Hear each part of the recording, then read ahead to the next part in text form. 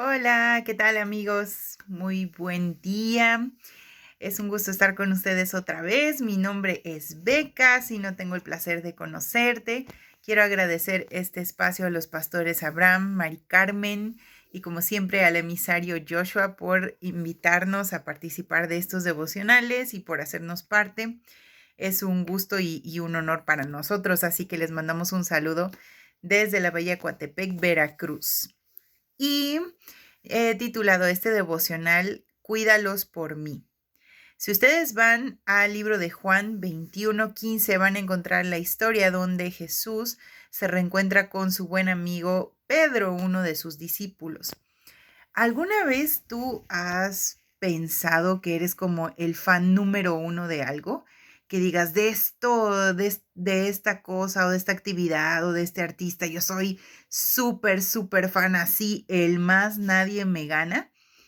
Bueno, pues Pedro justamente antes de esa escena, en lo que ya conocemos tradicionalmente como la última cena, cuando Jesús está cenando con sus discípulos antes de ser crucificado, en esa cena Pedro dice delante de todos y presume ser el fan número uno de Jesús. O sea, el que más lo amaba, el que, de hecho, Jesús le dice, aunque todos los demás, digo, Pedro le dice, aunque todos los demás te traicionen, aunque todos te dejen, yo no te voy a dejar y si te llevan a la muerte, pues yo me voy contigo. O sea, Pedro ahí le está declarando su amor 1000%, Befos forever, nada nos separará nunca, pulseritas iguales y todo, ¿no?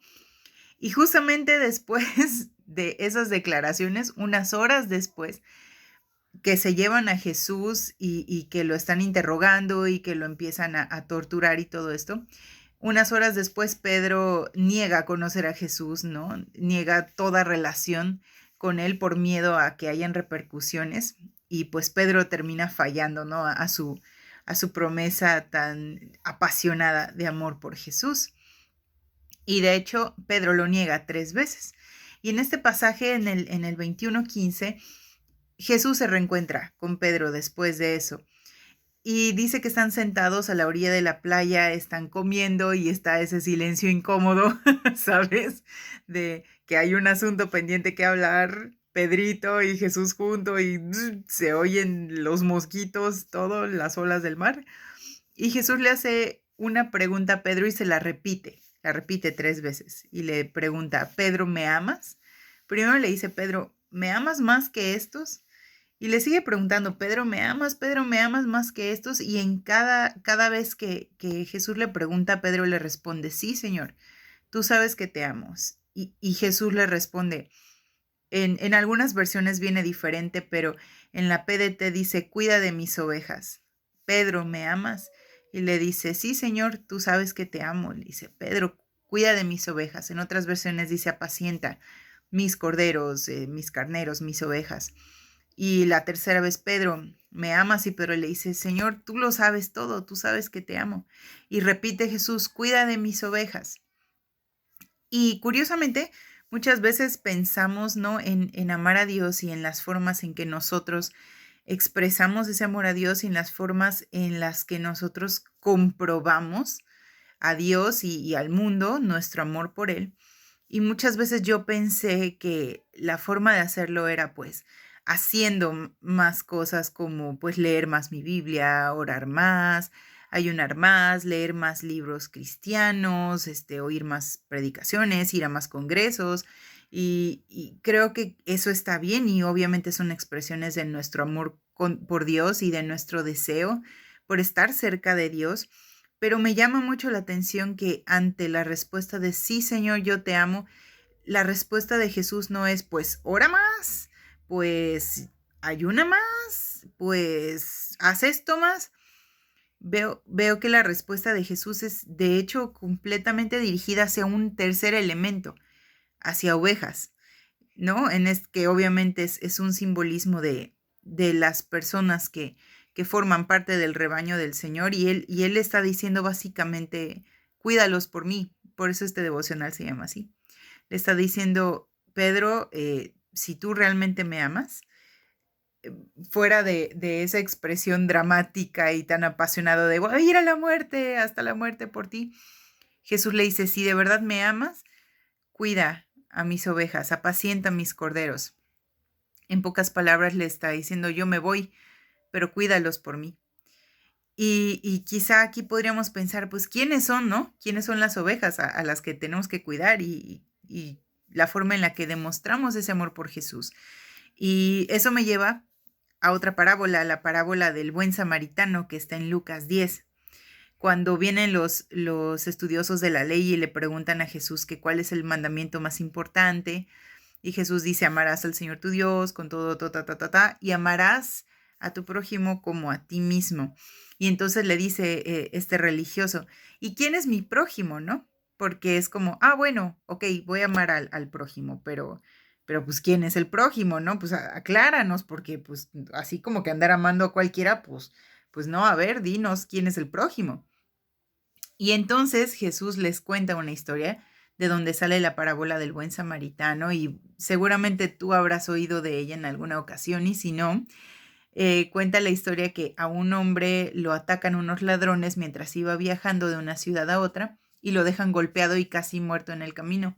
Pasa un sacerdote, lo ve y lo pasa de largo, pasa un levita, todos esos eran autoridades religiosas de esa época y pasan y lo ven tirado y solamente le dan la vuelta y siguen su camino. Y al final dice que un samaritano que iba pasando por ahí es el que se detiene, le sana sus heridas, le pone vino, le pone aceite, lo monta en su burro, se lo lleva como a un hostal para cuidar de él y se lo encarga. Me encanta, al final de la parábola hay una mención muy parecida a lo que Jesús le está diciendo a Pedro. Le dice el buen samaritano, le dice al dueño de este hostal, le dice antes de irse, te lo encargo, cuida de él, dale todo lo que necesite y cuando yo regrese te voy a reponer todo lo que haya gastado de más. Le deja dinero y le dice, y si los gastos fueron mayores cuando yo regrese, te lo voy a pagar. Y yo creo que dentro de las muchas interpretaciones que le podemos dar a esta parábola que es tan hermosa y al mismo tiempo tan confrontante, eh, la última vez que la estudié entendí que nosotros somos ese dueño de la posada y que Jesús es el buen samaritano. De hecho, hubo una ocasión en la que los religiosos de ese tiempo, para insultar a Jesús, le dijeron samaritano, porque para ellos los samaritanos eran personas bajas, personas que religiosamente no eran tan finos, ni tan puros, ni tan elevados como ellos, porque tenían una forma muy mezclada de la fe que tenían los judíos, pero ellos ya lo habían mezclado con muchas cosas, entonces se traían un pleito ahí, se odiaban los judíos y los samaritanos. Que alguien fuera samaritano era como lo peor, o sea, se odiaban, no se toleraban. Para ellos eran seres, ¿cómo se dice? Menores, o sea, eran inferiores a ellos. Y yo creo que en esta parábola una de las interpretaciones es esa. Jesús es el buen samaritano, Jesús es el despreciado que pasando por el camino se detuvo a recogernos a ti y a mí, a sanar nuestras heridas y a cuidar de nosotros y a darnos una oportunidad para tener una vida nueva. Y creo que en muchos sentidos nosotros somos también ese dueño de ese hostal, de ese lugar. Y Jesús le dice eso y nos dice eso. Cuida de ellos por mí. Y cierra esta parábola diciendo, ¿quién fue el prójimo de este hombre? Y creo que el prójimo podríamos decir que es el próximo, el que está en tu camino, ¿sabes? El que está ahí, que sea que Dios o la vida lo han puesto en tu camino. La gente con la que convives, la gente con la que te topas, que tienen necesidades profundas, que están heridos, que necesitan ayuda. A veces lo saben y a veces no saben que necesitan ayuda.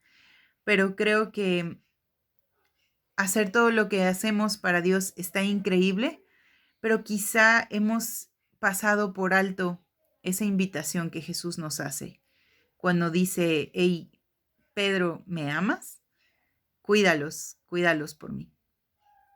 Que Dios nos nos hable, que Dios nos ayude, nos dé gracia, nos dé sabiduría para tratar a estas ovejas, para tratar a estos hombres y mujeres que están tirados en el camino y que necesitan conocer a Jesús y que solo nosotros podemos ser ese medio para que lo conozcan.